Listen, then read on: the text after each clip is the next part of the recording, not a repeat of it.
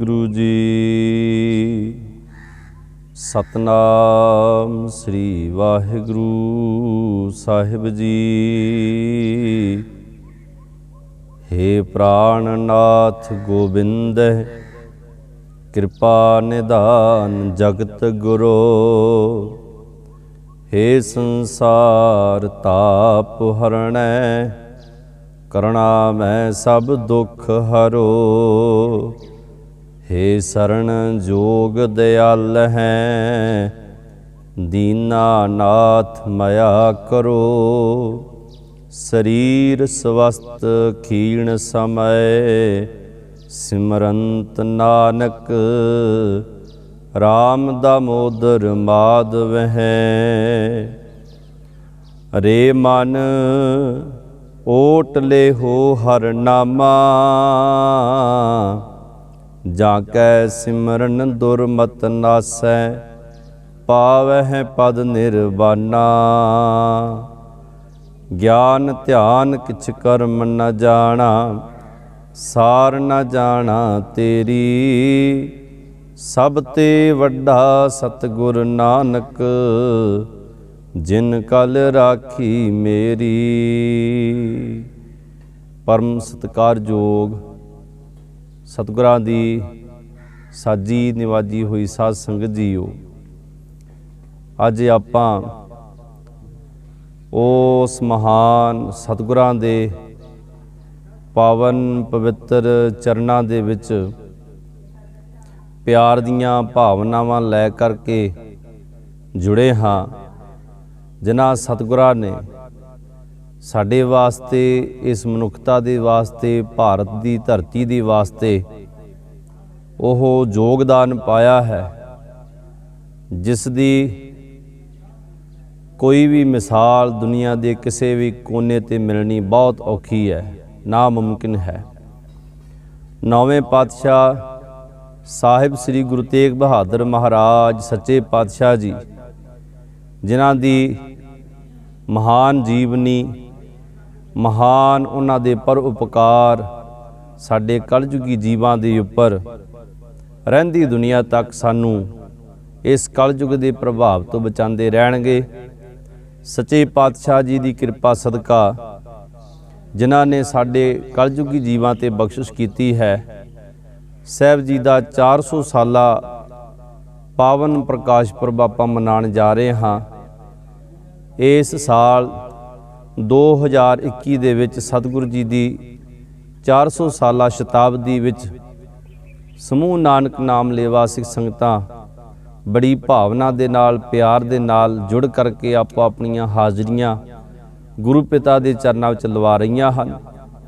सतगुरु जी ने बख्शिश की है, ज्यों प्रेरिया त्यों करना दे महवाक अनुसार सतगुरु जी ने दासरियां तो भी अपनी महिमा कराउण दा ये उद्यम बख्शिश किया है।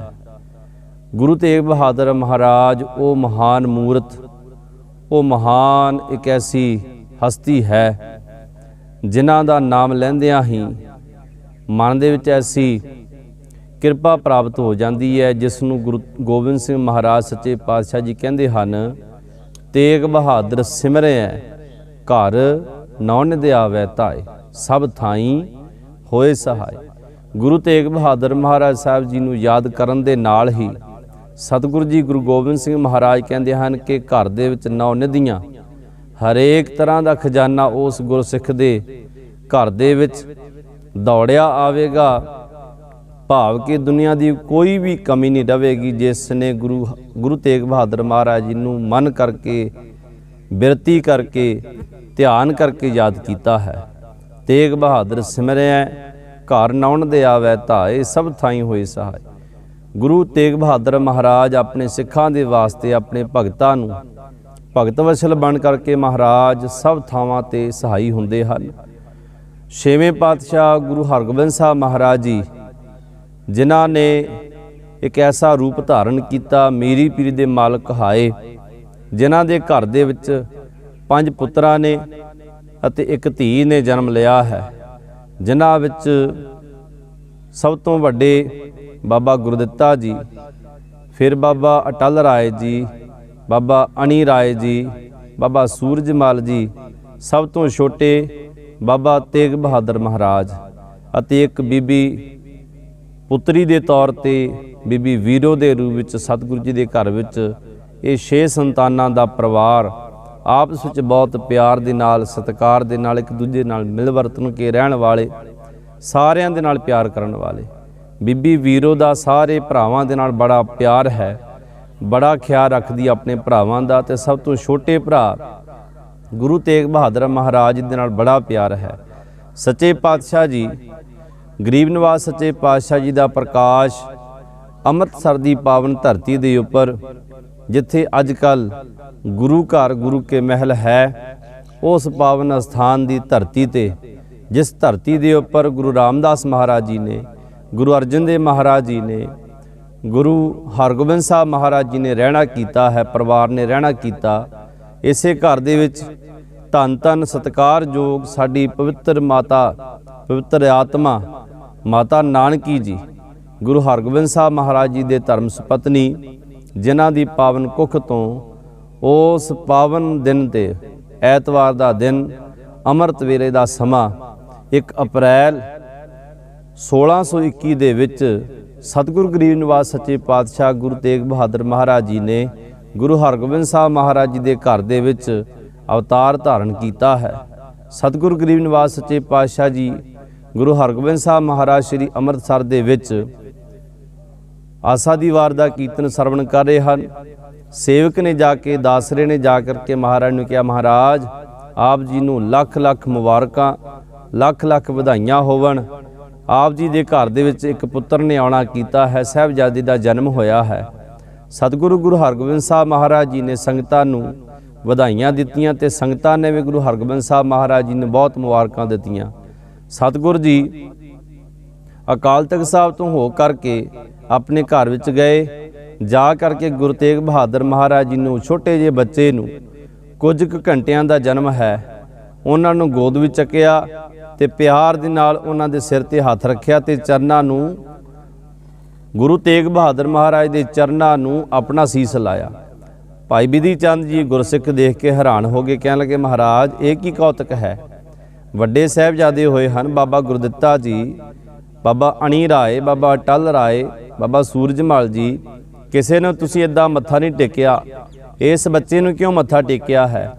ਗੁਰੂ ਹਰਗੋਬਿੰਦ ਸਾਹਿਬ ਮਹਾਰਾਜ ਜੀ ਕਹਿਣ ਲੱਗੇ, ਇਹ ਉਹ ਐਸੀ ਆਤਮਾ ਪਰਮੇਸ਼ਰ ਨੇ ਭੇਜੀ ਹੈ ਸਾਡੇ ਘਰ, ਐਸੀ ਇੱਕ ਰੂਹ ਭੇਜੀ ਹੈ ਜਿਸ ਜੀਵ ਨੇ ਇਸ ਭਾਰਤ ਦੀ ਧਰਤੀ ਦੇ ਉੱਪਰ ਐਸਾ ਕੌਤਕ ਵਰਤਾਉਣਾ ਹੈ, ਐਸੀ ਕਲਾ ਵਰਤਾਉਣੀ ਹੈ ਕਿ ਦੁਨੀਆ ਦੇ ਇਤਿਹਾਸ ਵਿੱਚ ਕਿਸੇ ਦੇ ਨਾਲ ਇਹਦਾ ਜੀਵਨ ਮਿਲਾਪ ਨਹੀਂ ਕਰੇਗਾ, ਮੇਲ ਨਹੀਂ ਖਾਵੇਗਾ।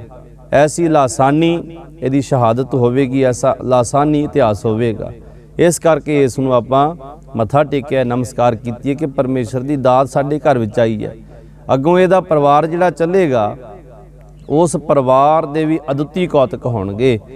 ਗੁਰੂ ਹਰਗੋਬਿੰਦ ਸਾਹਿਬ ਮਹਾਰਾਜ ਦੀਆਂ ਇਹ ਗੱਲਾਂ ਸੁਣ ਕੇ ਕਈ ਤਾਂ ਵਿਸਮਾਦ ਹੋ ਗਏ ਤੇ ਸਤਿਗੁਰੂ ਜੀ ਦੇ ਇਹਨਾਂ ਬਚਨਾਂ ਦੀ ਸੀਸ ਨਿਵਾਉਂਦਿਆਂ ਹੋਇਆਂ ਧੰਨ ਗੁਰੂ ਨਾਨਕ ਕਹਿੰਦਿਆਂ ਹੋਇਆਂ ਸਤਿਗੁਰੂ ਜੀ ਦੀ ਵਡਿਆਈ ਵਿੱਚ ਲੀਨ ਹੋ ਗਏ ਤੇ ਕਈ ਹੱਸਣ ਲੱਗ ਪਏ, ਕਿੱਦਾਂ ਦੀ ਗੱਲਾਂ ਕਰਦੇ ਹਨ। ਗਰੀਬ ਨਿਵਾਸ ਸੱਚੇ ਪਾਤਸ਼ਾਹ ਗੁਰੂ ਹਰਗੋਬਿੰਦ ਸਾਹਿਬ ਮਹਾਰਾਜ ਜੀ ਦੇ ਨਾਲ ਨਾਲ ਬਾਬਾ ਤੇਗ ਬਹਾਦਰ ਮਹਾਰਾਜ ਜੀ ਵੀ ਹਰ ਵੇਲੇ ਨਾਲ ਰਹਿੰਦੇ ਹਨ, ਜਿੱਥੇ ਵੀ ਸੰਗਤ 'ਚ ਬੈਠਦੇ। ਪਰ ਜਦੋਂ ਵੀ ਸਤਿਗੁਰੂ ਗੁਰੂ ਹਰਗੋਬਿੰਦ ਸਾਹਿਬ ਮਹਾਰਾਜ ਦਾ ਦੀਵਾਨ ਲੱਗਾ ਹੁੰਦਾ, ਅੰਮ੍ਰਿਤਸਰ ਦੀ ਧਰਤੀ ਦੇ ਉੱਪਰ ਗੁਰੂ ਤੇਗ ਬਹਾਦਰ ਮਹਾਰਾਜ 9 ਸਾਲ ਅੰਮ੍ਰਿਤਸਰ ਦੀ ਧਰਤੀ ਤੇ ਰਹੇ। ਜਦੋਂ ਵੀ ਸੰਗਤ ਵਿੱਚ ਆਉਂਦੇ ਹਨ, ਬੜਾ ਹੀ ਪਿਆਰ ਵਾਲਾ ਉਹਨਾਂ ਦੇ ਵਿੱਚ ਗੁਣ ਸੀ ਕਿ ਹਰ ਵੇਲੇ ਨਿਮਰਤਾ ਵਿੱਚ ਰਹਿੰਦੇ। ਛੋਟੀ ਜੀ ਉਮਰ ਹੈ, ਜਦੋਂ ਵੀ ਆਉਂਦੇ ਕਿਸੇ ਦੇ ਨਾਲ ਬਹੁਤਾ ਬੋਲਦੇ ਨਹੀਂ, ਕਿਸੇ ਦੇ ਨਾਲ ਬਹੁਤੀ ਗੱਲਬਾਤ ਨਹੀਂ ਕਰਦੇ, ਹੱਸਦੇ ਖੇਡਦੇ ਨਹੀਂ, ਉਪਰਾਮ ਰਹਿੰਦੇ ਹਨ ਤੇ ਆ ਕਰਕੇ ਮੱਥਾ ਟੇਕ ਕਰਕੇ ਸਿਰ ਝੁਕਾ ਕੇ ਅੱਖਾਂ ਬੰਦ ਕਰਕੇ ਬੈਠ ਜਾਂਦੇ। ਸੰਗਤ ਨੇ ਪੁੱਛਿਆ, ਮਹਾਰਾਜ ਤੁਹਾਡਾ ਜਿਹੜਾ ਛੋਟਾ ਪੁੱਤਰ ਹੈ, ਇਸ ਨੂੰ ਕੋਈ ਕਸਰ ਤਾਂ ਨਹੀਂ, ਇਸ ਨੂੰ ਕੋਈ ਅੰਦਰੂਨੀ ਬਿਮਾਰੀ ਤਾਂ ਨਹੀਂ? ਚੁੱਪ ਰਹਿੰਦਾ, ਕਿਸੇ ਦੇ ਨਾਲ ਹੱਸਦਾ ਖੇਡਦਾ ਨਹੀਂ, ਕਿਸੇ ਦੇ ਨਾਲ ਗੱਲਬਾਤ ਨਹੀਂ ਕਰਦਾ।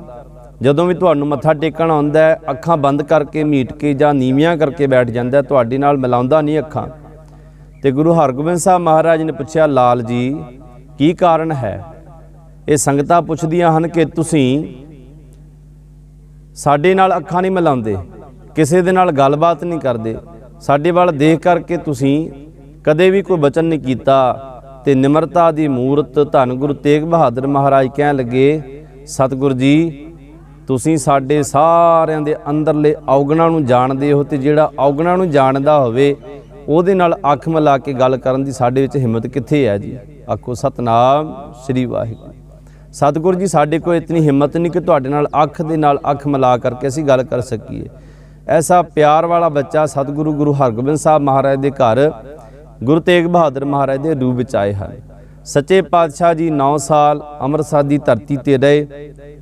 ਉਸ ਤੋਂ ਬਾਅਦ ਸਤਿਗੁਰੂ ਜੀ ਨੇ ਕਰਤਾਰਪੁਰ ਸਾਹਿਬ ਵਸਾਇਆ ਹੈ। ਇਸ ਸ਼ਹਿਰ ਵਿੱਚ ਰਹਿੰਦਿਆਂ ਹੋਇਆਂ ਗੁਰੂ ਤੇਗ ਬਹਾਦਰ ਮਹਾਰਾਜ ਦੀ ਸ਼ਾਦੀ ਕੀਤੀ ਹੈ ਸਤਿਗੁਰੂ ਜੀ ਨੇ। ਇਸੇ ਨਗਰ ਦੇ ਵਸਨੀਕ ਸ੍ਰੀ ਲਾਲ ਚੰਦ ਜੀ ਦੇ ਲੜਕੀ ਬੀਬੀ ਗੁਜਰੀ, ਜਿਹੜੀ ਸਾਡੀ ਕੌਮ ਦੀ ਵੱਡੀ ਮਹਾਨ ਮਾਤਾ ਹੈ, ਜਿਸ ਮਾਤਾ ਨੇ ਸਾਡੀ ਕੌਮ ਦੇ ਵਾਸਤੇ ਉਹ ਪੂਰਨੇ ਪਾਏ ਹਨ ਜਿਨ੍ਹਾਂ ਪੂਰਨਿਆਂ ਨੂੰ ਅਸੀਂ ਭੁਲਾ ਨਹੀਂ ਸਕਦੇ, ਜਿਨ੍ਹਾਂ ਕਰਾਂ ਮਾਤਾ ਨੂੰ ਅਸੀਂ ਭੁਲਾ ਨਹੀਂ ਸਕਦੇ। ਮਾਤਾ ਗੁਜਰੀ ਜੀ ਦੇ ਨਾਲ ਗੁਰੂ ਤੇਗ ਬਹਾਦਰ ਮਹਾਰਾਜ ਦੀ ਸ਼ਾਦੀ ਇਸੇ ਨਗਰ ਵਿੱਚ ਕਰਤਾਰਪੁਰ ਦੀ ਧਰਤੀ ਤੇ ਹੋਇਆ ਹੈ, ਜਿਹੜਾ ਕਰਤਾਰਪੁਰ ਜਲੰਧਰ ਸ਼ਹਿਰ ਦੇ ਕੋਲ ਹੈ। ਸੱਚੇ ਪਾਤਸ਼ਾਹ ਜੀ ਦਾ ਜੀਵਨ ਚਲਦਿਆਂ ਚਲਦਿਆਂ ਬਚਪਨ ਤੋਂ ਲੈ ਕਰਕੇ ਜਵਾਨੀ ਤੱਕ ਉਪਰਾਮਤਾ, ਨਿਰਵੈਰਤਾ, ਨਿਮਰਤਾ, ਦਇਆ ਦੇ ਨਾਲ ਭਰਿਆ ਪਿਆ। ਕਰਤਾਰਪੁਰ ਦੇ ਸ਼ਹਿਰ ਦੇ ਵਿੱਚ ਸੱਚੇ ਪਾਤਸ਼ਾਹ ਦੀ ਐਸੀ ਇੱਕ ਸਾਖੀ ਸਾਹਮਣੇ ਆਪ ਜੀ ਨੇ ਬੜੀ ਵਾਰ ਸੁਣੀ ਹੈ ਕਿ ਜਦੋਂ ਬਾਬਾ ਗੁਰਦਿੱਤਾ ਜੀ ਦੀ ਸ਼ਾਦੀ ਸੀ, ਮਾਤਾ ਨਾਨਕੀ ਜੀ ਨੇ ਬੜੇ ਪਿਆਰ ਦੇ ਨਾਲ, ਚਾਅ ਦੇ ਨਾਲ ਆਪਣੇ ਪੁੱਤਰ ਤੇਗ ਬਹਾਦਰ ਨੂੰ ਤਿਆਰ ਕੀਤਾ। ਸੋਹਣੀ ਪੋਸ਼ਾਕ ਪਹਿਨਾਈ ਹੈ, ਗਲ ਵਿੱਚ ਕੈਂਠਾ ਪਾਇਆ, ਤਿੱਲੇਦਾਰ ਜੁੱਤੀ ਪਾਈ, ਸੋਹਣੀ ਦਸਤਾਰ ਬੰਨੀ, ਬੜੇ ਸੁੰਦਰ ਬਸਤਰ ਪਹਿਨਾ ਕਰਕੇ ਤਿਆਰ ਕੀਤਾ।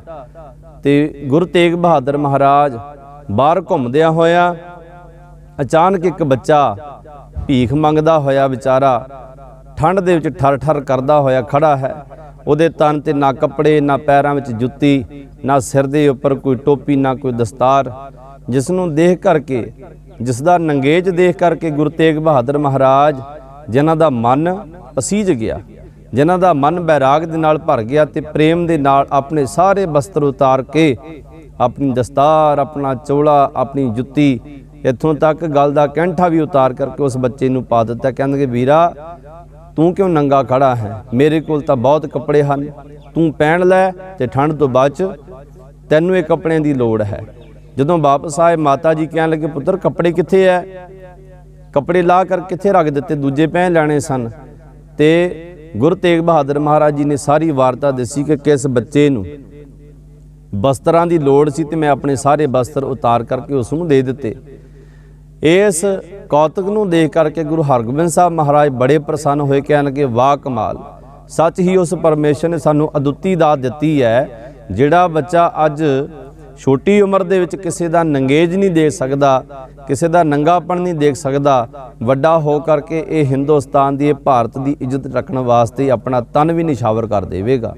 ਆਖੋ ਸਤਨਾਮ ਸ੍ਰੀ ਵਾਹਿਗੁਰੂ। ਉਸ ਦਿਨ ਤੋਂ ਬਾਅਦ ਮਹਾਰਾਜ ਜੀ ਨੇ ਜਦੋਂ ਗੁਰੂ ਹਰਗੋਬਿੰਦ ਸਾਹਿਬ ਮਹਾਰਾਜ ਕੀਰਤਪੁਰ ਸਾਹਿਬ ਧਰਤੀ ਤੇ ਪਹੁੰਚੇ, ਉੱਥੇ ਮਹਾਰਾਜ ਜੀ ਨੇ ਜੋਤੀ ਜੋਤ ਸਮਾਣਾ ਸੀ, ਪਰ ਪਹਿਲਾਂ ਬਚਨ ਕੀਤਾ ਕਿ ਸਾਡੀ ਗੱਦੀ ਦੇ ਉੱਪਰ ਸਾਡਾ ਪੋਤਰਾ, ਭਾਵ ਕਿ ਬਾਬਾ ਗੁਰਦਿੱਤਾ ਜੀ ਦਾ ਪੁੱਤਰ ਹਰਰਾਏ ਸਾਹਿਬ ਮਹਾਰਾਜ ਜੀ ਗੱਦੀ ਤੇ ਬੈਠਣਗੇ। ਮਾਤਾ ਨਾਨਕੀ ਜੀ ਮਨ ਵਿੱਚ ਕਹਿਣ ਲੱਗੇ, ਸਤਿਗੁਰੂ ਜੀ ਕਿਉਂਕਿ ਤੁਹਾਡਾ ਪੁੱਤਰ ਤੁਹਾਡੇ ਕੋਲ ਹੈ, ਸਭ ਤੋਂ ਛੋਟਾ ਪੁੱਤਰ ਤੁਹਾਡੇ ਕੋਲ ਹੈ, ਤੁਸੀਂ ਇਸ ਨੂੰ ਗੱਦੀ ਦੇ ਦੇਣੀ ਸੀ। ਪਰ ਸਤਿਗੁਰੂ ਗੁਰੂ ਹਰਗੋਬਿੰਦ ਸਾਹਿਬ ਮਹਾਰਾਜ ਕਹਿਣ ਲੱਗੇ, ਨਾਨਕੀ ਜੀ ਅਜੇ ਤੇਗ ਬਹਾਦਰ ਦਾ ਸਮਾਂ ਨਹੀਂ, ਕਿਉਂਕਿ ਉਹ ਸਮਾਂ ਆਵੇਗਾ ਜਦੋਂ ਇਹ ਆਪ ਗੱਦੀ ਤੇ ਬਿਰਾਜਮਾਨ ਹੋਣਗੇ। ਜੁਗ ਜੁਗ ਸਤਿਗੁਰ ਧਰੇ ਅਵਤਾਰੀ, ਜੁਗ ਜੁਗ, ਜੁਗ ਜੁਗ ਦਾ ਭਾਵ ਕਿ 2 ਤੇ 2 4। ਗੁਰੂ ਹਰਗੋਬਿੰਦ ਸਾਹਿਬ ਮਹਾਰਾਜ ਕਹਿਣ ਲੱਗੇ ਇਸੇ ਘਰ ਵਿੱਚ ਗੱਦੀ ਰਵੇਗੀ, ਪਰ ਗੁਰੂ ਤੇਗ ਬਹਾਦਰ ਮਹਾਰਾਜ ਜਿਸ ਕਾਰਜ ਦੇ ਵਾਸਤੇ ਇਹਨਾਂ ਨੂੰ ਤਤਪਰ ਹੋਣਾ ਚਾਹੀਦਾ ਹੈ, ਅਜੇ ਉਹ ਸਮਾਂ ਆਵੇਗਾ। ਜਦੋਂ ਸਮਾਂ ਆਵੇਗਾ ਤੇ ਆਪਣੇ ਆਪ ਗੱਦੀ ਤੁਹਾਡੇ ਘਰ ਵਿੱਚ ਆ ਜਾਵੇਗੀ। ਤੁਸੀਂ ਇੱਥੇ ਨਹੀਂ ਰਹਿਣਾ, ਤੁਸੀਂ ਆਪਣੇ ਪੇਕੇ ਘਰ ਬਕਾਲੇ ਨਗਰ ਵਿੱਚ ਚਲੇ ਜਾਣਾ ਹੈ, ਉੱਥੇ ਰਹਿਣਾ ਹੈ ਤੇ ਆਪਣੇ ਪਰਿਵਾਰ ਦੇ ਨਾਲ ਖੁਸ਼ੀ-ਖੁਸ਼ੀ ਜੀਵਨ ਬਤੀਤ ਕਰਨਾ ਹੈ। ਮਾਤਾ ਨਾਨਕੀ ਜੀ ਅਤੇ ਗੁਰੂ ਤੇਗ ਬਹਾਦਰ ਮਹਾਰਾਜ ਨਾਲ ਮਾਤਾ ਗੁਜਰੀ ਜੀ ਨੂੰ ਲੈ ਕਰਕੇ ਬਾਬਾ ਬਕਾਲਾ ਨਗਰ ਵਿੱਚ ਰਹਿਣ ਲੱਗ ਪਏ। सतगुरु जी ने उत्थे कोई भी इतराज़ नहीं किया, कोई भी इतराज़ नहीं जताया कि सानू गद्दी क्यों नहीं मिली। निमरता की मूरत, त्याग की मूरत सतगुरु जी ने सीस नवाया। गुरु हरगोबिंद साहब महाराज के पावन शरीर का संस्कार करन तो उपरंत महाराज जी का परिवार बाबा बकाला विखे रहन लग पिया, जिसनों उस वेले सिर्फ ते सिर्फ बकाला कहा जाता सी। सच्चे पातशाह जी ने इस नगर विच रह करके बहुत भगती की, किरत की, अपने परिवार का भी ख्याल रखा तो निरंकार का भी ख्याल रखा। निरंकार नूं भी अपने हिरदे विच वसा के रखा, किसी दे नाल बोलदे नहीं, किसी दे नाल कोई हासा मजाक नहीं, प्यार दे नाल रह करके जिंदगी बतीत करते हैं। जदों भाई मक्खण शाह लुबाणा ने आ करके ये ऐसी कला वरताई है परमात्मा ने कि गुरलादो रे वाला वो कोतक बीत्या जदों उत्थे ते 22 गुरु जिहड़े दंभी गुरु बैठे सन धीरमल वर्गे, उन्हां नूं भजना पै गईयां। 22 गुरु बैठे सन, 22 मंजियां ला करके बैठे सन, पर जिन्हां विचों 21 भज गए, पर रह गया एक धीरमल। धीरमल रहिंदा सी करतारपुर विच। धीरमल ने कहा कि हुण तां सब कुछ पाज उगड़ गया साडा, हुण तां पता लग गया कौन झूठा कौन सच्चा। ये मक्खण शाह ने सारा काम सारा बिगाड़ दिता है। ये तेग बहादुर कई साल अपने घर विच रहा, अपने भोरे विच रहा, किसी नूं नहीं पता सी इहदे बारे, पर मक्खण शाह लुबाणी ने सारा काम खराब कर दिता। जदों धीरमल ने देखा कि सारी बाजी हार गए आपां, हुण अखीरला एक वार चाह के कर दईए। हुण देखो धीरमल गुरु तेग बहादुर महाराज का भतीजा सका, पर अपने चाचे दे नाल इतना विरोध है कि उसनूं जानों मारन की स्कीम भी बना रहा है, जानों मारन की भी तरतीब बना रहा है। शीहे मसंद नूं अपने नाल रहा, नाल लै करके कहण लगे लुक छिप के तेग बहादुर नूं आपां गोली मारी ते इहदा काम तमाम करिए। गुरु तेग बहादुर महाराज के उपर गोली चलाई। गोली सतगुरु जी के शरीर के नाल नहीं वजी, पर अचानक मत्थे दे नाल टच करके खह करके सतगुरु जी के मत्थे ते जख्म होया ते सारी संगत च रौला पै गया।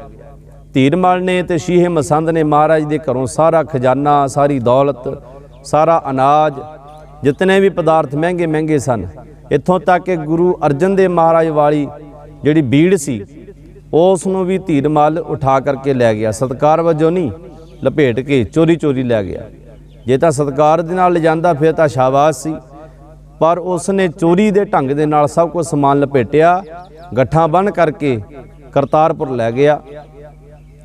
भाई मक्खण शाह लुबाणा जी नूं पता लगा कि धीरमल ने तां बड़ी भैड़ी गल कीती है, बड़ा भैड़ा काम कीता है।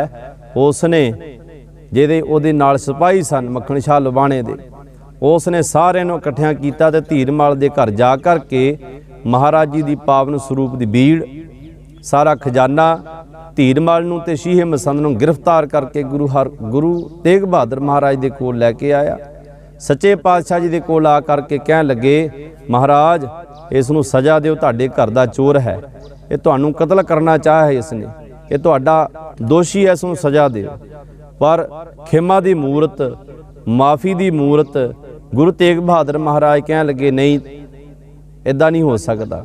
मक्खण शाह जी ये साडा बच्चा है, ये साडा दोषी नहीं है, ये साडा दुश्मन नहीं है, ये साडा बच्चा है, मेरा भतीजा है, इहदे नाल प्यार करना चाहिए। कोई गल नहीं, इसनूं जो चाहिए सारा समान दे दिओ, सारा खजाना दे दिओ, सानूं कुछ नहीं चाहिए, जो भी इसनूं चाहिए दे दिओ। भाई मक्खण शाह लुबाणा कहण लगा, महाराज इसनूं आपां पकड़िया सी, किवें छड्ड दईए। सतगुर कहण लगे, इसनूं छड्डण वास्ते वड्डा जिगरा चाहिए, वो जिगरा है खिमा, खिमा वाला गुण धारण करिए। इस करके महाराज जी ने भाई धीरमल नूं कहण लगे, भले धीरमल धीर जी, भले धीरमल धीर, कोई गल नहीं धीरमल, अगे तो सियाणा बन, इदां नहीं करीदा। वैर विरोध विच कुछ नहीं रखिया। सतगुरु गरीब निवाज सच्चे पातशाह जी ने यह उपदेश धीरमल नूं दिता, पर वो समझण वाला कित्थे सी। वो समझण वाला ना बन के फिर बार बार उसने इस घर दे नाल विरोधता ही रखी। सच्चे पातशाह जी ने चलदियां चलदियां बहुत लंबा सफ़र तय किया। अमृतसर विच गए, आप जी ने साखियां सुनियां हन, क्योंकि समा सीमित है। आपां महाराज दे जीवन दे दर्शन करने, सारे जीवन दे नहीं, सिर्फ ते सिर्फ कुछ गुणां दे दर्शन करने हन। महाराज जी ने आनंदपुर साहब की धरती ने भाग लाए, आनंदपुर साहब वसाया, ਜਿਸ ਨਗਰ ਨੂੰ ਮਾਖੋਵਾਲ ਕਿਹਾ ਜਾਂਦਾ ਸੀ, ਕਹਿੰਦੇ ਮਾਖੋ ਇੱਕ ਰਾਖਸ਼ ਰਹਿੰਦਾ ਇੱਥੇ, ਉਸ ਦੀ ਧਰਤੀ ਹੈ। ਪਰ ਮਹਾਰਾਜ ਜੀ ਨੇ ਉਸ ਧਰਤੀ ਦੇ ਉੱਪਰ 3 ਪਿੰਡ ਖਰੀਦ ਕਰਕੇ, 3 ਪਿੰਡਾਂ ਦੀ ਜ਼ਮੀਨ ਨੂੰ ਖਰੀਦ ਕਰਕੇ 1,57,000 ਦੀ ਜ਼ਮੀਨ ਖਰੀਦ ਕਰਕੇ ਆਪ ਉੱਥੇ ਮੋੜੀ ਗੱਡ ਕਰਕੇ ਨੀਂਹ ਪੱਥਰ ਰੱਖਿਆ ਤੇ ਸ਼ਹਿਰ ਵਸਾਇਆ ਚੱਕ ਮਾਤਾ ਨਾਨਕੀ ਜੀ। ਦੇਖੋ ਕਿੰਨਾ ਪਿਆਰ ਆਪਣੀ ਮਾਂ ਦੇ ਨਾਲ। ਮਾਤਾ ਨਾਨਕੀ ਜੀ ਨੂੰ ਇੱਕ ਬਹੁਤ ਹੀ ਵੱਡਾ ਤੋਹਫਾ ਦਿੱਤਾ ਗੁਰੂ ਤੇਗ ਬਹਾਦਰ ਮਹਾਰਾਜ ਜੀ ਨੇ। ਮਾਤਾ ਨਾਨਕੀ ਜੀ ਦੇ ਨਾਮ ਤੇ ਚੱਕ ਮਾਤਾ ਨਾਨਕੀ ਪਿੰਡ ਵਸਾਇਆ। ਬਾਅਦ ਵਿੱਚ ਉਹਦਾ ਨਾਮ ਰੱਖ ਦਿੱਤਾ ਆਨੰਦਪੁਰੀ, ਆਨੰਦਾਂ ਦੀ ਪੁਰੀ, ਜਿਸ ਪੁਰੀ ਵਿੱਚ ਰਹਿ ਕਰਕੇ ਅੱਜ ਵੀ ਗੁਰੂ ਦਾ ਸਿੱਖ, ਗੁਰੂ ਦਾ ਖਾਲਸਾ ਆਨੰਦ ਮਾਣਦਾ ਹੈ। ਰਹਿੰਦੀ ਦੁਨੀਆ ਤੱਕ ਉਸ ਸ਼ਹਿਰ ਵਿੱਚੋਂ, ਉਸ ਧਰਤੀ ਤੋਂ ਆਨੰਦ ਹੀ ਮਿਲੇਗਾ। ਸੱਚੇ ਪਾਤਸ਼ਾਹ ਜੀ ਨੇ ਬੜੀਆਂ ਰਹਿਮਤਾਂ ਦੇ ਨਾਲ ਸਾਨੂੰ, ਬਹੁਤ ਖੁਸ਼ੀਆਂ ਦੇ ਨਾਲ ਸਤਿਗੁਰੂ ਜੀ ਨੇ ਸਾਨੂੰ ਭਰਪੂਰ ਕੀਤਾ ਹੈ। ਸਤਿਗੁਰੂ ਜੀ ਦਾ ਜੀਵਨ ਪੜ੍ਹਦਿਆਂ ਜਦੋਂ ਆਪਾਂ ਦੇਖਾਂਗੇ ਜਾਂ ਉਹਨਾਂ ਦੀ ਗੁਰਬਾਣੀ ਪੜ੍ਹ ਕੇ ਦੇਖਾਂਗੇ, ਸਾਰੀ ਬਾਣੀ ਉਹਨਾਂ ਦੀ ਮੌਤ ਦੇ ਆਧਾਰ ਤੇ ਹੈ। ਮੌਤ ਦੀ ਗੱਲ ਕਰਦੇ ਸਤਿਗੁਰੂ ਜੀ। ਕਿਉਂ ਗੱਲ ਕਰਦੇ ਹਨ? ਕਿਉਂਕਿ ਨਾਮ ਤਾਂ ਤੇਗ ਬਹਾਦਰ ਹੈ। ਸਤਿਗੁਰੂ ਗੁਰੂ ਹਰਗੋਬਿੰਦ ਸਾਹਿਬ ਮਹਾਰਾਜ ਨੇ ਜਦੋਂ ਦੇਖਿਆ ਕਿ ਤੇਗ ਬਹਾਦਰ ਤੇਗ ਦਾ ਧਣੀ ਹੈ, ਕਰਤਾਰਪੁਰ ਦੀ ਧਰਤੀ ਦੇ ਉੱਪਰ ਮਹਾਰਾਜ ਜੀ ਨੇ ਬੜੇ ਕੌਤਕ ਦਿਖਾਏ ਸਨ ਛੋਟੀ ਉਮਰ ਦੇ ਵਿੱਚ। ਐਸੀ ਤੇਗ ਵਾਹੀ ਤੇ ਗੁਰੂ ਹਰਗੋਬਿੰਦ ਸਾਹਿਬ ਮਹਾਰਾਜ ਕਹਿਣ ਲੱਗੇ, ਵਾਹ ਸੱਚਮੁੱਚ ਤੇਰਾ ਨਾਮ ਹੀ ਤੇਗ ਬਹਾਦਰ ਹੈ। ਐਸੀ ਕਲਾ ਤੇਰੇ ਵਿੱਚ ਪ੍ਰਮਾਤਮਾ ਨੇ ਭਰੀ ਪਈ ਹੈ। ਗੁਰੂ ਪਤਾ ਕੌਣ ਹੈ? ਗੁਰੂ ਬਾਬਾ ਬੁੱਢਾ ਜੀ, ਭਾਈ ਗੁਰਦਾਸ ਜੀ, ਭਾਈ ਜੇਠਾ ਜੀ, ਬੜੇ ਤਪਸਵੀ ਗੁਰਸਿੱਖ ਗੁਰੂ ਤੇਗ ਬਹਾਦਰ ਮਹਾਰਾਜ ਦੇ ਉਸਤਾਦ ਹਨ। ਜਿਹੜੇ ਉਸਤਾਦਾਂ ਨੇ ਇਹਨਾਂ ਨੂੰ ਐਸੀਆਂ ਸ਼ਸਤਰ ਵਿਦਿਆ, ਸ਼ਾਸਤਰ ਵਿਦਿਆ, ਗੁਰਬਾਣੀ ਦੀ ਵਿਦਿਆ, ਧਰਮ ਵਿਦਿਆ, ਬਹੁਤ ਹੀ ਵਿਦਿਆਵਾਂ ਦੇ ਨਾਲ ਗੁਰੂ ਤੇਗ ਬਹਾਦਰ ਮਹਾਰਾਜ ਨੂੰ ਸਿਖਾਇਆ। ਸੱਚੇ ਪਾਤਸ਼ਾਹ ਜੀ ਗੁਰੂ ਤੇਗ ਬਹਾਦਰ ਮਹਾਰਾਜ ਦਾ ਨਾਮ ਤਾਂ ਤੇਗ ਬਹਾਦਰ ਹੈ। ਤੇਗ ਦੇ ਧਣੀ ਆਪਾਂ ਕਹਿ ਸਕਦੇ, ਬੜੇ ਸੂਰਮੇ, ਪਰ ਐਸਾ ਮਨ, ਐਸੀ ਬਿਰਤੀ, ਸਦਾ ਹੀ ਮੌਤ ਦੀ ਗੱਲ ਕਰਦੇ। ਸਤਿਗੁਰੂ ਸੱਚੇ ਪਾਤਸ਼ਾਹ ਜੀ ਨੇ ਐਸਾ ਕਿਉਂ ਜੀਵਨ ਹੈ? ਇਹ ਜੀਵਨ ਤੇ ਐਸਾ ਪ੍ਰਭਾਵ ਪਿਆ। ਜਿਹੜੇ ਵੱਡੇ ਭਰਾ ਸਨ ਬਾਬਾ ਅਟਲ ਰਾਏ ਜੀ, ਥੋੜੀ ਜੀ ਉਮਰ ਵੱਡੀ ਸੀ ਉਹਨਾਂ ਦੀ।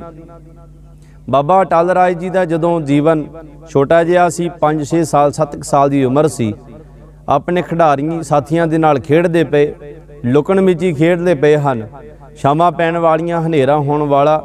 ਇੱਕ ਮਿੱਤਰ ਦਾ ਨਾਮ ਸੀ ਮੋਹਨ। ਜਦੋਂ ਮੋਹਨ ਦੀ ਵਾਰੀ ਆਈ ਤੇ ਹਨੇਰਾ ਹੋ ਗਿਆ, ਸਾਰੇ ਕਹਿਣ ਲੱਗੇ ਚਲੋ ਚਲੀਏ, ਕੱਲ੍ਹ ਨੂੰ ਵਾਰੀ ਦੇਵਾਂਗੇ, ਅੱਜ ਹਨੇਰਾ ਹੋ ਗਿਆ। ਜਦੋਂ ਸਵੇਰ ਹੋਣੀ ਸੀ ਤੇ ਸਵੇਰ ਨੂੰ ਮੋਹਨ ਨੇ ਵਾਰੀ ਦੇਣੀ ਸੀ, ਰਾਤ ਨੂੰ ਅਚਾਨਕ ਉਸ ਬੱਚੇ ਮੋਹਨ ਨੂੰ ਸੱਪ ਲੜ ਗਿਆ ਤੇ ਉਹਦੀ ਮੌਤ ਹੋ ਗਈ। ਤੇ ਜਦੋਂ ਸਵੇਰ ਹੋਈ ਤੇ ਖੇਡਣ ਲੱਗੇ ਦੂਸਰੇ ਦਿਨ, ਤੇ ਬਾਬਾ ਅਟਲ ਰਾਏ ਜੀ ਗਏ ਘਰ, ਕਹਿਣ ਲੱਗੇ ਮੋਹਨ ਕਿੱਥੇ? ਉਹਦੀ ਵਾਰੀ ਰਹਿੰਦੀ ਹੈ। ਘਰ ਦੇ ਕਹਿਣ ਲੱਗੇ ਪੁੱਤਰ, ਕਿਉਂਕਿ ਬੱਚਿਆਂ ਸਾਹਮਣੇ ਸਿਆਣੇ ਲੋਕ ਮਰਨ ਦੀ ਗੱਲ ਘੱਟ ਕਰਦੇ ਆ, ਬੱਚਿਆਂ ਨੂੰ ਮਰਨ ਦੀ ਗੱਲਾਂ ਘੱਟ ਦੱਸਦੇ ਆ। ਕਹਿੰਦੀ ਜੋ ਸੁੱਤਾ ਪਿਆ ਹੈ ਉਹ ਕਿਤੇ ਗਿਆ ਹੈ, ਉਹ ਸੁੱਤਾ ਪਿਆ, ਅਜੇ ਵਾਰੀ ਨਹੀਂ ਦੇ ਸਕਦਾ। ਗੁਰੂ ਤੇਗ ਬਹਾਦਰ ਮਹਾਰਾਜ ਕਹਿਣ ਲੱਗੇ ਨਹੀਂ ਉਹਦੀ ਵਾਰੀ ਹੈ, ਉਹਨੂੰ ਵਾਰੀ ਦੇਣੀ ਪਵੇਗੀ। ਮਾਫ ਕਰਨਾ, ਬਾਬਾ ਅਟਲ ਰਾਏ ਜੀ ਕਹਿਣ ਲੱਗੇ ਉਹਨੂੰ ਵਾਰੀ ਦੇਣੀ ਪਵੇਗੀ, ਉਸ ਨੂੰ ਖੇਡਣਾ ਪਵੇਗਾ ਸਾਡੇ ਨਾਲ। ਇੱਕ ਖੁੰਡੀ ਚੱਕੀ, ਖੁੰਡੀ ਦੇ ਨਾਲ ਉਹਦੀ ਗਰਦਨ ਨੂੰ ਖੁੰਡੀ ਪਾ ਕਰ ਕਹਿੰਦੇ ਚੱਲ ਉੱਠ, ਆਪਣੀ ਵਾਰੀ ਦੇ। ਜਦੋਂ ਐਦਾਂ ਕੀਤਾ ਤੇ ਉਹ ਮੋਹਨ ਉੱਠ ਕੇ ਖੜਾ ਹੋ ਗਿਆ। ਸਾਰੇ ਸ਼ਹਿਰ ਵਿੱਚ ਰੌਲਾ ਪੈ ਗਿਆ ਕਿ ਬਾਬਾ ਅਟਲ ਰਾਏ ਜੀ ਨੇ ਕੌਤਕ ਵਰਤਾ ਦਿੱਤਾ, ਮਰਿਆ ਹੋਇਆ ਬੱਚਾ ਜਿੰਦਾ ਕਰ ਦਿੱਤਾ। ਗੁਰੂ ਤੇਗ ਬਹਾਦਰ ਮਹਾਰਾਜ ਸੱਚੇ ਪਾਤਸ਼ਾਹ ਦੇ ਵੱਡੇ ਭਰਾਤਾ, ਇਤਨੇ ਤਪ ਵਾਲੇ, ਇਤਨੇ ਮਹਾਨ ਕਰਾਮਾਤ ਉਹਨਾਂ ਨੇ ਦਿਖਾਈ। ਜਦੋਂ ਇਹ ਗੱਲ ਪਤਾ ਲੱਗੀ ਨਾ ਗੁਰੂ ਹਰਗੋਬਿੰਦ ਸਾਹਿਬ ਮਹਾਰਾਜ ਜੀ ਨੂੰ, ਗੁਰੂ ਹਰਗੋਬਿੰਦ ਸਾਹਿਬ ਮਹਾਰਾਜ ਕਹਿਣ ਲੱਗੇ ਬੇਟਾ ਜੀ, ਗੁਰੂ ਨਾਨਕ ਦੇ ਘਰ ਦੇ ਵਿੱਚ ਸ਼ਰੀਕੀ ਨਹੀਂ ਚੱਲਦੀ। ਸ਼ਰੀਕੇਬਾਜ਼ੀ ਕੀਤੀ ਗੁਰੂ ਨਾਨਕ ਦੇ ਘਰ ਵਿੱਚ ਰਹਿ ਕਰਕੇ, ਤੁਸੀਂ ਪ੍ਰਮਾਤਮਾ ਦੇ ਸ਼ਰੀਕ ਬਣ ਗਏ ਹੋ। ਪ੍ਰਮਾਤਮਾ ਤਾਂ ਮਾਰਦਾ, ਤੁਸੀਂ ਜਿਉਂਦੇ ਕਰੀ ਜਾਓ। ਇੱਥੇ ਤਾਂ ਲੈਣਾ ਲੱਗ ਜਾਣੀਆਂ, ਇੱਥੇ ਤਾਂ ਮੁਰਦਿਆਂ ਦੀਆਂ ਅਰਥੀਆਂ ਆਣੀਆਂ ਸ਼ੁਰੂ ਹੋ ਜਾਣੀਆਂ ਕਿ ਠੀਕ ਕਰੋ ਜੀ, ਜਿੰਦਾ ਕਰੋ ਇਸ ਨੂੰ। ਇੱਦਾਂ ਨਹੀਂ ਹੋ ਸਕਦਾ। ਸਤਿਗੁਰੂ ਜੀ ਬੜੇ ਨਾਰਾਜ਼ ਹੋਏ। ਗੁਰੂ ਹਰਗੋਬਿੰਦ ਸਾਹਿਬ ਮਹਾਰਾਜ ਬੜੀ ਨਾਰਾਜ਼ਤਾ ਦੇ ਨਾਲ ਕਹਿਣ ਲੱਗੇ ਪੁੱਤਰ ਜੀ ਇੱਦਾਂ ਨਹੀਂ ਹੋ ਸਕਦਾ, ਜਾਂ ਤੁਸੀਂ ਜਾਓ ਇਹਦੇ ਵੰਡੇ, ਇਹਦੀ ਖਾਤਰ ਤੁਸੀਂ ਮਰੋ, ਤੇ ਜਾਂ ਫਿਰ ਅਸੀਂ ਆਪਣਾ ਸਰੀਰ ਤਿਆਗ ਦਿੰਦੇ ਹਾਂ। ਬਾਬਾ ਅਟਲ ਰਾਏ ਜੀ ਕਹਿਣ ਲੱਗੇ ਪਿਤਾ ਜੀ, ਤੁਹਾਡੀ ਇਸ ਦੁਨੀਆ ਨੂੰ ਬੜੀ ਲੋੜ ਹੈ, ਤੁਸੀਂ ਇਸ ਦੁਨੀਆ ਤੇ ਰਹਿ ਕਰਕੇ ਬੜਾ ਕੰਮ ਕਰਨੇ ਹਨ। ਇਸ ਸਿੱਖ ਸੰਗਤ ਨੂੰ ਤੁਹਾਡੀ ਬਹੁਤ ਜ਼ਰੂਰਤ ਹੈ। ਇਹ ਕੰਮ ਮੈਂ ਕਰਦਾ, ਮੈਂ ਸਰੀਰ ਤਿਆਗ ਦਿੰਦਾ, ਤੇ ਪਰ ਮੋਹਨ ਨੂੰ ਜਿੰਦਾ ਰਹਿਣ ਦਿਓ। ਬਾਬਾ ਅਟਲ ਰਾਏ ਜੀ ਨੇ ਚਾਦਰ ਲਈ ਤੇ ਆਪਣੇ ਸਵਾਸਾਂ ਨੂੰ ਉਸ ਪਰਮਾਤਮਾ ਦੇ ਚਰਨਾਂ ਵਿੱਚ ਲੀਨ ਕਰ ਲਿਆ ਤੇ ਆਪਣੇ ਸਰੀਰ ਨੂੰ ਸ਼ਾਂਤ ਕਰ ਲਿਆ। ਇਹ ਜਦੋਂ ਸਾਰੀ ਖੇਡ ਨੂੰ ਗੁਰੂ ਤੇਗ ਬਹਾਦਰ ਮਹਾਰਾਜ ਨੇ ਦੇਖਿਆ, ਬੜਾ ਉਪਰਾਮ ਹੋਏ, ਬਹੁਤ ਉਦਾਸ ਹੋ ਕਰਕੇ। ਇੱਕ ਤਾਂ ਮਨ ਵਿੱਚ ਦੁੱਖ ਸੀ, ਵੱਡੇ ਭਰਾਤਾ ਕੋਲੋਂ ਚਲੇ ਗਏ ਬਿਨਾਂ ਵਜ੍ਹਾ, ਬਿਨਾਂ ਕਿਸੇ ਬਿਮਾਰੀ ਦੇ, ਕੋਈ ਕਾਰਨ ਨਹੀਂ ਸੀ। ਪਰ ਜਿਹੜੀ ਮੌਤ ਹੈ ਛੋਟੇ ਬੱਚੇ ਨੂੰ ਵੀ ਆ ਸਕਦੀ ਹੈ। ਇਹ ਚੀਜ਼ ਨੂੰ ਦੇਖ ਕਰਕੇ ਗੁਰੂ ਤੇਗ ਬਹਾਦਰ ਮਹਾਰਾਜ ਜ਼ਿੰਦਗੀ ਦੇ ਸੁੱਖਾਂ ਤੋਂ, ਜ਼ਿੰਦਗੀ ਦੇ ਮੋਹ ਤੋਂ, ਜ਼ਿੰਦਗੀ ਦੀਆਂ ਸਹੂਲਤਾਂ ਤੋਂ ਉਪਰਾਮ ਹੋ ਕਰਕੇ ਮਨ ਨੂੰ ਉਦਾਸ ਕਰ ਲਿਆ। ਪਰ ਉਹਨਾਂ ਦਾ ਤਨ ਜਿਹੜਾ ਹੈ, ਸਰੀਰ ਹੈ, ਪਰਿਵਾਰ ਵਿੱਚ ਰਿਹਾ। ਪਰਿਵਾਰ ਨੂੰ ਛੱਡ ਕੇ ਨਹੀਂ ਗਏ।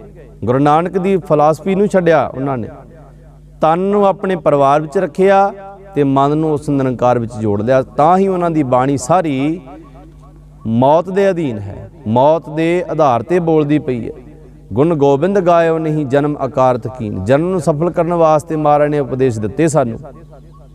ਸੱਚੇ ਪਾਤਸ਼ਾਹ ਜੀ ਨੇ ਜਦੋਂ ਇਹਨਾਂ ਕੌਤਕਾਂ ਦੇ ਨਾਲ ਆਪਣੀਆਂ ਸੰਗਤਾਂ ਨੂੰ ਨਿਹਾਲ ਕਰਦਿਆਂ ਗੁਰਸਿੱਖਾਂ ਦੇ ਕੋਲ ਪਹੁੰਚਣਾ ਕੀਤਾ। ਮਾਲਵੇ ਦੀ ਧਰਤੀ ਤੇ ਮਹਾਰਾਜ ਨੇ ਬੜਾ ਪ੍ਰਚਾਰ ਕੀਤਾ। ਮਾਲਵੇ ਦੀ ਧਰਤੀ ਤੇ ਸਤਿਗੁਰੂ ਜੀ ਨੇ ਉਹ ਭਲੇ ਦੇ ਕਰਮ ਕੀਤੇ ਹਨ ਕਿ ਜਿਨ੍ਹਾਂ ਕਰਮਾਂ ਨੂੰ ਕੋਈ ਉਸ ਵੇਲੇ ਦਾ ਰਾਜਾ, ਉਸ ਵੇਲੇ ਦਾ ਕੋਈ ਮਹਾਨ ਧਨੀ ਬੰਦਾ ਨਹੀਂ ਕਰਕੇ ਰਾਜੀ ਸੀ। ਕਿਹੜਾ ਕੰਮ ਸੀ? ਕਿਉਂਕਿ ਮਾਲਵੇ ਦੀ ਧਰਤੀ ਐਸੀ ਇੱਕ ਧਰਤੀ ਜਿਸ ਸੋਕਾ ਪਿਆ, ਰੇਤਲਾ ਅਸਥਾਨ, ਜੰਗਲ ਦਾ ਅਸਥਾਨ, ਜੰਗਲ ਦੀ ਧਰਤੀ, ਨਾ ਉੱਥੇ ਪਾਣੀ, ਨਾ ਉੱਥੇ ਕੋਈ ਨਦੀ, ਨਾ ਉੱਥੇ ਕੋਈ ਚੰਗੀ ਫਸਲ ਹੁੰਦੀ ਹੈ, ਨਾ ਹੀ ਉੱਥੇ ਕੋਈ ਚੰਗੇ ਖੂਹ ਮਿੱਠੇ ਪਾਣੀ ਵਾਲੇ। ਸਤਿਗੁਰੂ ਗੁਰੂ ਤੇਗ ਬਹਾਦਰ ਮਹਾਰਾਜ ਇਹਨਾਂ ਨਗਰਾਂ ਵਿੱਚ, ਇਹਨਾਂ ਇਲਾਕਿਆਂ ਵਿੱਚ ਘੁੰਮਦਿਆਂ ਜਿੱਥੇ ਅੱਜ ਸਾਬੋ ਕੀ ਤਲਵੰਡੀ ਗੁਰਦੁਆਰਾ ਦਮਦਮਾ ਸਾਹਿਬ ਹੈ, ਉੱਥੇ ਵੀ ਰਹੇ। ਉੱਥੇ ਵੀ ਮਹਾਰਾਜ ਨੇ ਤਲਾਬ ਬਣਾਇਆ, ਸਰੋਵਰ ਬਣਾਇਆ, ਖੂਹ ਲਵਾਏ। ਤਮਧਾਨ ਸਾਹਿਬ ਦੀ ਧਰਤੀ ਤੇ ਮਹਾਰਾਜ ਨੇ ਖੂਹ ਲਵਾਏ। ਬੜੀਆਂ ਐਸੀਆਂ ਖੇਡਾਂ ਵਰਤਾਈਆਂ ਮਹਾਰਾਜ ਨੇ ਜਿਨ੍ਹਾਂ ਲੋਕਾਂ ਦੀ ਜ਼ਰੂਰਤ ਸੀ ਜਿਸ ਚੀਜ਼ ਦੀ, ਉਸ ਚੀਜ਼ ਨੂੰ ਸਤਿਗੁਰੂ ਜੀ ਨੇ ਪੂਰਾ ਕੀਤਾ। ਸੱਚੇ ਪਾਤਸ਼ਾਹ ਜੀ ਨੇ ਸਾਡੇ ਵਾਸਤੇ ਜਿਹੜੀਆਂ ਰਹਿਮਤਾਂ ਵਰਤਾਈਆਂ ਹਨ, ਉਹਨਾਂ ਨੂੰ ਗੁਰਸਿੱਖ ਨੂੰ ਭੁਲਾਉਣਾ ਨਹੀਂ ਚਾਹੀਦਾ। ਗੁਰਸਿੱਖ ਨੂੰ ਸਦਾ ਹੀ ਗੁਰੂ ਤੇਗ ਬਹਾਦਰ ਮਹਾਰਾਜ ਦੀ ਬਾਣੀ ਦੇ ਨਾਲ ਜੁੜ ਕਰਕੇ ਜੀਵਨ ਦਾ ਜਿਹੜਾ ਉਪਦੇਸ਼ ਹੈ ਸਫਲ ਕਰਨ ਦਾ, ਉਸ ਨੂੰ ਵੀ ਅਖਤਿਆਰ ਕਰਕੇ ਅਪਣਾਉਣਾ ਚਾਹੀਦਾ ਹੈ। ਸੋ ਐਸੇ ਸਤਿਗੁਰਾਂ ਦੀ ਮਹਾਨ ਜੀਵਨੀ ਨੂੰ ਆਪਾਂ ਯਾਦ ਰੱਖੀਏ। ਉਹਨਾਂ ਦੀ ਬਾਣੀ ਨੂੰ ਪੜ੍ਹ ਕੇ ਜੋ ਉਹਨਾਂ ਦੇ ਉਚਾਰਨ ਕੀਤੇ ਹੋਏ 59 ਸ਼ਬਦ, ਜਿਨ੍ਹਾਂ ਦੇ ਵਿੱਚ ਬਹੁਤ ਵੱਡਾ ਉਪਦੇਸ਼ ਸਤਿਗੁਰੂ ਜੀ ਨੇ ਸਾਨੂੰ ਬਖਸ਼ਿਸ਼ ਕੀਤਾ ਹੈ। 57 ਸ਼ਲੋਕ ਹਨ, ਜਿਨ੍ਹਾਂ ਸ਼ਲੋਕਾਂ ਨੂੰ ਆਪਾਂ ਸ੍ਰੀ ਅਖੰਡ ਪਾਠ ਸਾਹਿਬ ਜੀ ਦੇ ਭੋਗ ਦੇ ਸ਼ਲੋਕ ਕਹਿੰਦੇ ਹਾਂ। ਉਹਨਾਂ ਸ਼ਲੋਕਾਂ ਦੇ ਜੋ ਉਪਦੇਸ਼ ਹੈ, ਜਿਹੜਾ ਉਸ ਉਪਦੇਸ਼ ਨੂੰ ਧਾਰਨ ਕਰ ਲਵੇ, ਜੀਵਨ ਦੇ ਵਿੱਚ, ਪਰਿਵਾਰ ਦੇ ਵਿੱਚ ਹਰੇਕ ਤਰ੍ਹਾਂ ਦਾ ਸੁੱਖ ਉਸ ਦੇ ਘਰ ਵਿੱਚ ਵਸੇਗਾ। ਕਿਉਂਕਿ ਜੀਵਨ ਦੇ ਵਿੱਚ ਜਿਹੜਾ ਆਪਣੇ ਜਿਉਂਦਿਆਂ ਜੀ ਮੌਤ ਨੂੰ ਆਪਣੇ ਧਿਆਨ ਵਿੱਚ ਰੱਖਦਾ, ਕਦੇ ਵੀ ਗਲਤ ਕਰਮ ਪਾਸੇ ਜਾਵੇਗਾ ਨਹੀਂ, ਕਦੇ ਵੀ ਗਲਤ ਪਾਸੇ ਉਸ ਦਾ ਧਿਆਨ ਨਹੀਂ ਜਾਂਦਾ। ਸਤਿਗੁਰੂ ਜੀ ਨੇ ਇਸ ਵਾਸਤੇ ਕਿਹਾ ਕਿ ਪਹਿਲਾ ਮਰਨ ਕਬੂਲ, ਜੀਵਨ ਕੀ ਛੜੇ ਆਸ, ਹੋ ਸਭਨਾ ਕੀ ਰੇਣਕਾ ਤੋਂ ਆਓ ਹਮਾਰੇ ਪਾਸ। ਧੰਨ ਗੁਰੂ ਨਾਨਕ ਦੇਵ ਮਹਾਰਾਜ ਦਾ ਉਪਦੇਸ਼ ਹੈ। ਇਸ ਕਰਕੇ ਸਾਰੀਆਂ ਪਾਤਸ਼ਾਹੀਆਂ ਸਾਨੂੰ ਇਹੀ ਯਾਦ ਕਰਾਉਂਦੀਆਂ ਕਿ ਭਾਈ ਦੁਨੀਆ ਦੇ ਸੁੱਖਾਂ ਦੇ ਨਾਲ ਨਾਲ ਉਸ ਪਰਮਾਤਮਾ ਦੀ ਬਣਾਈ ਹੋਈ ਖੇਡ ਮੌਤ ਨੂੰ ਵੀ ਚੇਤੇ ਰੱਖੀਏ, ਤਾਂ ਹੀ ਇਸ ਦੁਨੀਆ ਦੇ ਆਪਾਂ ਕਿਸੇ ਵੀ ਗਲਤ ਕਰਮ ਤੋਂ ਬਚ ਕੇ ਰਹਿ ਸਕਦੇ ਹਾਂ। ਸਤਿਗੁਰੂ ਗਰੀਬ ਨਿਵਾਜ ਸੱਚੇ ਪਾਤਸ਼ਾਹ ਜੀ ਦੀ ਪਾਵਨ ਬਾਣੀ, ਜਿਸ ਦਾ ਪਹਿਲਾ ਸ਼ਬਦ ਹੈ ਸਾਧੋ ਮਨ ਕਾ ਮਾਨ ਤਿਆਗੋ, ਕਾਮ ਕ੍ਰੋਧ ਸੰਗਤ ਦੁਰਜਨ ਕੀ ਤਾਂ ਤੇ ਅਹਨਸ ਭਾਗੋ, ਤੇ ਅਖੀਲਾ ਸ਼ਬਦ ਬੀਤ ਜੈ ਹੈ ਜਨਮ ਅਕਾਜ ਰੇ। ਇਹ ਜਨਮ ਬੀਤਦਾ ਜਾ ਰਿਹਾ, ਜਿਵੇਂ ਸੂਰਜ ਦੁਪਹਿਰ ਤੋਂ ਬਾਅਦ ਘਟਣਾ ਸ਼ੁਰੂ ਹੋ ਜਾਂਦਾ ਹੈ। ਭਾਈ ਤੇਰਾ ਜੀਵਨ ਤਾਂ ਉਦੋਂ ਸ਼ੁਰੂ ਹੋਇਆ ਸੀ ਜਦੋਂ ਮਾਂ ਦੇ ਗਰਭ ਦੇ ਵਿੱਚ ਸੀ।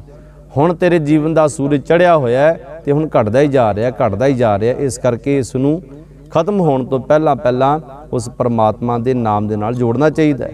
ਸੱਚੇ ਪਾਤਸ਼ਾਹ ਜੀ ਦਾ ਪਾਵਨ ਪਵਿੱਤਰ 400 ਸਾਲਾ ਪ੍ਰਕਾਸ਼ ਪੁਰਬ ਆਪਾਂ ਸਾਰੇ ਰਲ ਮਿਲ ਕੇ ਪਿਆਰ ਦੇ ਨਾਲ ਜਿੱਥੇ ਕਿੱਥੇ ਬੈਠੇ ਹਾਂ, ਦੇਸ਼ ਵਿੱਚ, ਪ੍ਰਦੇਸ਼ ਵਿੱਚ, ਜਿੱਥੇ ਵੀ ਕਿਸੇ ਨਗਰ ਵਿੱਚ, ਪਿੰਡ ਵਿੱਚ ਬੈਠੇ ਹਾਂ, ਸਤਿਗੁਰੂ ਗੁਰੂ ਤੇਗ ਬਹਾਦਰ ਮਹਾਰਾਜ ਦੀ ਪਾਵਨ ਬਾਣੀ ਦਾ ਸਿਮਰਨ ਕਰੀਏ, ਜਾਪ ਕਰੀਏ, ਉਸ ਨੂੰ ਵਿਚਾਰੀਏ, ਤੇ ਤਾਂ ਹੀ ਇਸ ਲੋਕ ਸੁਖੀਏ, ਪਰਲੋਕ ਸੁਹੇਲੇ, ਨਾਨਕ ਹਰ ਪ੍ਰਭ ਆਪੇ ਮੇਲੇ। ਇਹ ਪਾਵਨ ਅਸਥਾਨ, ਜਿਸ ਅਸਥਾਨ ਤੇ ਆਪਾਂ ਬੈਠ ਕਰਕੇ ਇਸ ਪਾਵਨ ਜੀਵਨ ਨੂੰ ਆਪਾਂ ਵਿਚਾਰਿਆ, ਗੁਰੂ ਹਰਗੋਬਿੰਦ ਸਾਹਿਬ ਮਹਾਰਾਜ ਦਾ ਚਰਨ ਛੋਹ ਪ੍ਰਾਪਤ ਗੁਰਦੁਆਰਾ ਪੰਜ ਤੀਰਥ ਸਾਹਿਬ ਨਗਰ ਲੜੋਆ ਨਵਾਂ ਸ਼ਹਿਰ ਜ਼ਿਲ੍ਹਾ ਦੇ ਵਿੱਚ ਇਹ ਪਾਵਨ ਧਰਤੀ ਤੇ ਗੁਰੂ ਹਰਗੋਬਿੰਦ ਸਾਹਿਬ ਮਹਾਰਾਜ ਨੇ ਚਰਨ ਪਾਏ। ਸਤਿਗੁਰੂ ਜੀ ਨੇ ਆਪ ਕਿਰਪਾ ਕਰਕੇ ਸੇਵਾ ਲਈ ਹੈ, ਆਪ ਬਖਸ਼ਿਸ਼ ਕਰਕੇ ਸਾਡੇ ਤੋਂ ਜਸ ਕਰਾਇਆ ਗੁਰੂ ਤੇਗ ਬਹਾਦਰ ਮਹਾਰਾਜ ਜੀ ਦਾ। ਸਤਿਗੁਰੂ ਜੀ ਕਿਰਪਾ ਕਰਨ, ਬਖਸ਼ਿਸ਼ ਕਰਨ, ਰਹਿਮਤ ਕਰਨ, ਸਾਨੂੰ ਇਸੇ ਤਰ੍ਹਾਂ ਆਪਣੀ ਸੇਵਾ ਵਿੱਚ ਜੋੜ ਕਰਕੇ ਆਪਣੀ ਸੇਵਾ ਵੱਲ ਲੈਂਦੇ ਰਹਿਣ, ਆਪਣਾ ਨਾਮ ਜਪਾਉਂਦੇ ਰਹਿਣ। ਸਾਰੀਆਂ ਸੰਗਤਾਂ ਨੂੰ ਚੜ੍ਹਦੀ ਕਲਾ ਗੁਰਸਿੱਖੀ ਜੀਵਨ ਦੀ ਦਾਤ ਬਖਸ਼ਿਸ਼ ਕਰਨ। ਦਾਸਰਿਆਂ ਤੋਂ ਕਥਾ ਕਰਦੇ ਹਾਂ, ਅਨੇਕ ਪ੍ਰਕਾਰ ਦੀਆਂ ਗਲਤੀਆਂ ਹੋ ਗਈਆਂ ਹਨ, ਅਣਜਾਣ ਬੱਚੇ ਸਮਝ ਕੇ ਮਾफ़ ਕਰਨਾ ਜੀ। ਗੱਜ ਵੱਜ ਕੇ ਫਤਿਹ ਬੁਲਾਓ। ਵਾਹਿਗੁਰੂ ਜੀ ਕਾ ਖਾਲਸਾ, ਵਾਹਿਗੁਰੂ ਜੀ ਕੀ ਫਤਿਹ।